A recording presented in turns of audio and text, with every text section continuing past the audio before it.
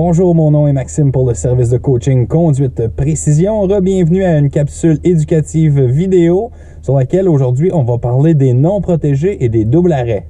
Donc, en ce qui concerne les non protégés et les endroits où on doit faire ce que l'on appelle un double arrêt, il semble avoir beaucoup de confusion. Premièrement, pour les mots utilisés, qu'est-ce que c'est un non protégé et un endroit qui est protégé? Bon, c'est une appellation qui est populaire, donc ça n'existe pas au Code de la sécurité routière en tant que tel. On ne parle pas vraiment de ça au niveau du Code de la sécurité.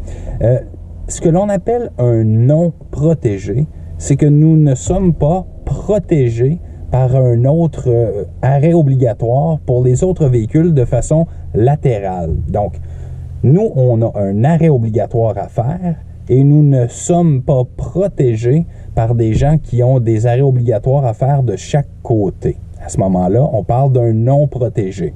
Le contraire, une intersection qui est protégée, on entend être protégé par les arrêts obligatoires de tous et chacun dans l'intersection. Donc, si j'arrête à un arrêt obligatoire protégé, lorsque je fais mon stop, je peux m'attendre, et je dois m'attendre théoriquement, à ce que les gens du côté qui viennent auront aussi un stop, un arrêt obligatoire à faire. Donc, cette intersection-là est théoriquement moins risquée. Je ne peux pas m'engager et m'attendre à voir un véhicule qui arrive à toute allure puisqu'il aura un arrêt obligatoire à faire. C'est la distinction entre protégé et non protégé. On va aller sur la route, on va aller dans des endroits qui sont non protégés et je vais vous expliquer le principe du double arrêt.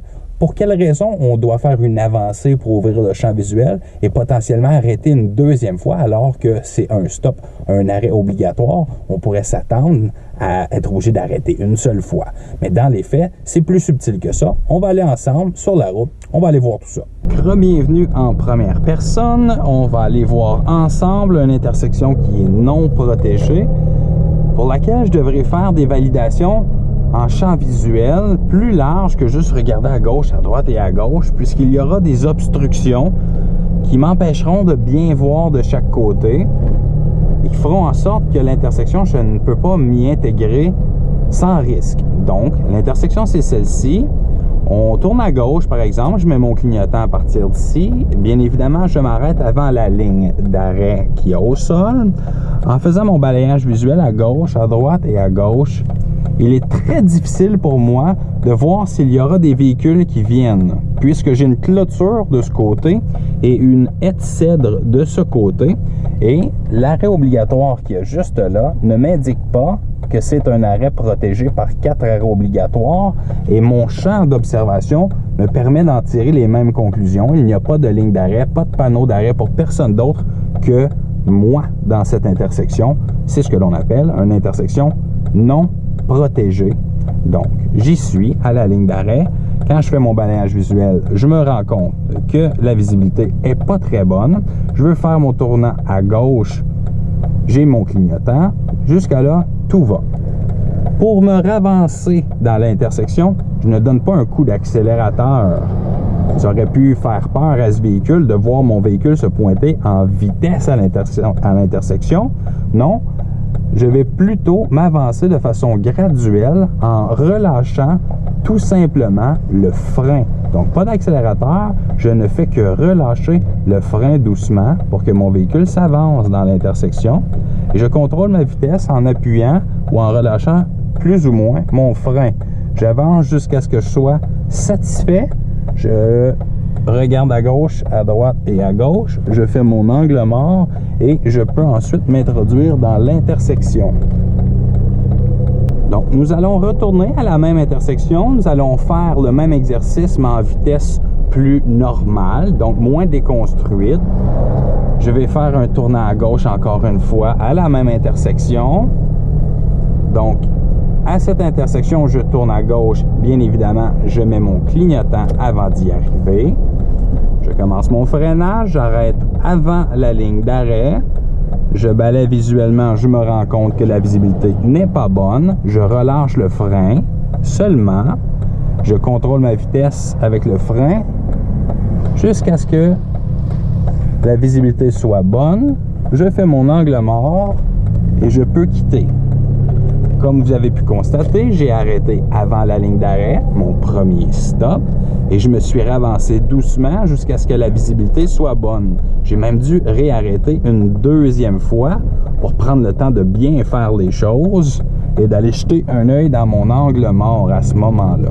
Donc, certaines personnes vous diront que la notion de double arrêt n'existe pas. Et dans les faits, ils n'ont pas tort de le dire. Il n'y a rien qui régit le fait de faire un double arrêt en tant que tel au code de la sécurité routière. Bien entendu, vous avez vu comme moi, lorsque je me suis engagé dans la dernière intersection, il m'aurait été tout à fait impossible de le faire d'une seule traite. J'ai dû arrêter une deuxième fois pour prendre le temps de faire des validations qui étaient bonnes. Si j'avais été trop rapidement, alors j'aurais pu me mettre en danger. Je vais vous montrer une intersection pour laquelle ce n'est pas vraiment un double arrêt, ce n'est qu'une ravancée dans l'intersection pour ouvrir le champ visuel jusqu'à ce que je sois satisfait. Je n'ai pas besoin d'arrêter une deuxième fois s'il n'y a pas de véhicule, mais je dois quand même ravancer doucement pour ouvrir le champ visuel. Donc ici, on a encore une fois un arrêt qui est non protégé. Je mets mon clignotant pour tourner à gauche, j'arrête avant la ligne d'arrêt bien entendu, je fais mon balayage visuel et je me rends compte que la visibilité n'est pas très bonne. Donc je me ravance. Ah, il y a un autre véhicule qui est prioritaire, je dois réarrêter une deuxième fois. Donc par la force des choses, j'ai dû faire un double arrêt. Donc ce n'est pas inscrit au code de la sécurité routière que vous devez faire des doubles arrêts en non protégé, mais il y aura certainement des moments où vous serez dans l'obligation de le faire pour respecter la priorité des gens. Donc je suis en route pour la même intersection encore une fois. Nous allons voir si je serai obligé de faire un double arrêt pour respecter la priorité des gens. Donc à gauche, j'arrête avant la ligne d'arrêt. Je me ravance pour ouvrir le champ visuel. Personne à droite, personne à gauche, angle mort. Je n'ai pas réarrêté une deuxième fois. Donc, je n'ai pas fait un double stop à proprement dit, mais il m'aurait été possible d'être obligé de le faire s'il y avait eu des véhicules prioritaires. Donc, me ravancer pour ouvrir le champ visuel, primordial. Faire un double arrêt, ça dépend de la circonstance et de l'intersection. Et je vous rappelle que lorsque je me ravance délicatement dans une intersection, je n'y vais pas en donnant un coup d'accélérateur, mais en relâchant mon frein et en contrôlant mon avancée, ma vitesse dans l'intersection avec le frein seulement. Donc si je dois ralentir, je mets un peu de frein, et si je dois aller un peu plus vite, je relâche le frein. Nous allons faire un dernier exemple de non protégé. En voici un non protégé, justement. Je tourne à droite. Donc, j'ai signifié mon intention de tourner à droite. Ici, par contre, je regarde à gauche, à droite et à gauche. La visibilité est bonne. Angle mort, pas de besoin de me ravancer, pas de besoin de faire un double arrêt. Je peux valider l'information en traversant l'intersection que tout est beau.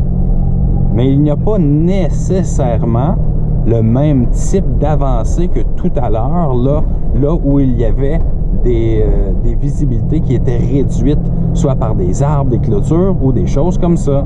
C'était Maxime pour le service de coaching Conduite Précision. Si vous avez apprécié la capsule vidéo, faites un pouce en l'air, abonnez-vous à la chaîne YouTube. Si vous avez besoin de cours de perfectionnement et de coaching en conduite automobile, vous pouvez vous adresser à moi directement sur Messenger via mon Facebook Conduite Précision.